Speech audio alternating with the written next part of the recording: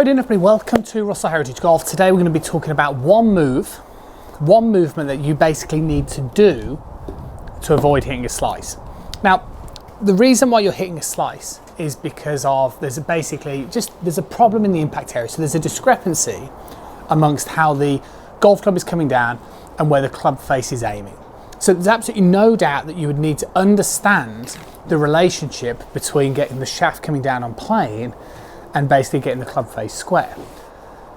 But that's not uncommon. You know, if you're somebody who slices, you go on YouTube, how to fix a slice, they're going to say, yeah, you need to come more from the inside and you need a higher rate of closure of the club face. You've heard it before. But then the question is, well, why can't you still fix it? And the reason is that to be able to swing from the inside of the target line, okay, so if we kind of just put down a target line here so we know exactly what we're going on about. So the blue alignment stick now resembles the direction where I'm aiming. So if you're kind of slicing, possible couple of things. One, you might be coming down from this angle and leaving the face open. That would give you the illusion of a slice. It'd be more of a push slice. Or more commonly, you'd be swinging across the target line like so with an open face, which means you're getting that excessive curvature like so. So you can work on the club face. That is an absolute must, and you need that additional bit of understanding upon impact as well. I completely get that. But then once you've got that, still, why can't you do it? And the biggest factor is space. So essentially we need space in terms of this area here to come down into. And what happens with a large proportion, if not pretty much everybody that I meet that suffers with a slice, is they basically don't get the trail hip deep enough in the backswing position. So if I kind of use the old notorious chair, which many of the people that have online lessons will be probably sick of seeing a little bit, but if I kind of place the chair here against the back of my hips, right, like so, in the backswing position, if somebody rotates and the hip doesn't go behind the original line where they started on, which basically means the correct hip motion should look something like so. See the way I'm pushing the chair onto the front portion of its legs, creating space, right? So if I kind of did it correctly, back, creating space. If you don't, and you're somebody who would come forward more, then as you then go to pull the left hip back, you can see the way this would shove you on a potential out to win club path. So basically a big no-no, right? A big no-no. So that's the first thing. I'm going to talk about this more in other videos. So the first thing is that you have to try and get the right hip back, and it will feel, if you're going to use the chair, which I'd strongly suggest you do, and that is basically objective number one with a large proportion of the people that I work with online, is to do that exercise.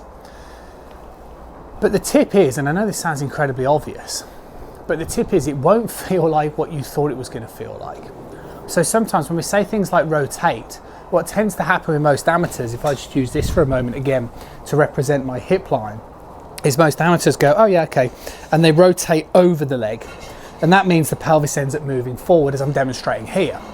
You should be moving into the leg, which means the hip joint is moving back behind, shall we say, the original ankle line, like so, not over.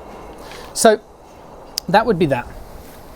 But what could happen is that as you start to do that, is that sometimes the only last piece of the puzzle to this is that people then move like so. And what should happen is that you should rotate the pelvis into the leg.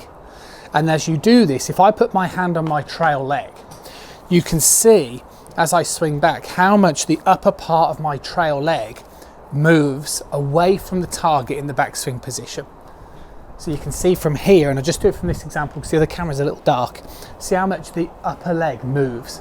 So it's not a case of just doing this and not rotating at all, because obviously you'd push the chair back, but the upper part of the thigh doesn't move. It's this way. So you're sick of slicing, don't blame you, because you'd have probably watched it before, but you basically need to get two components.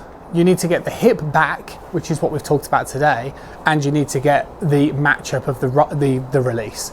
So that's why, with, again, people that I work with online would generally, I would do drills where I'd turn the trail leg out, get that turn in, make sure they're working onto that chair, And I'll tell you what, it'll feel like you're moving so far away from the golf ball compared to where you currently were, that you'll have so much space to operate within. And yeah, it will take you a few shots to re-coordinate the hit, but at least if I kind of exaggerate this, turn that leg out, get that hit back, and then you can try and work on that sort of rolly release type thing to just get that closure of the club face, at least you won't slice again, 100%. So that's my advice in terms of, that's the reason why you would be still struggling with a slice, is because basically we're still not rotating the pelvis correctly enough to create space, and as a byproduct the trail leg isn't triggering any sort of rotational movement either, and that's why we either end up doing things like turning over the leg, or if you're trying to turn deep you don't push the leg back in a rotational manner enough, which again as a byproduct does not get the hit back. And for those of you that like to just be told what it is that you kind of want to feel and that you should basically be doing, is it's all about, if I turn the pelvis into the leg in the backswing position, what will happen is that the pelvis will start to rotate, and then as it moves in towards the leg, it will push the leg into a rotational manner outwards, therefore creating the same thing that we've spoken about in today's video. Personally, I wouldn't try and think about it too much like that.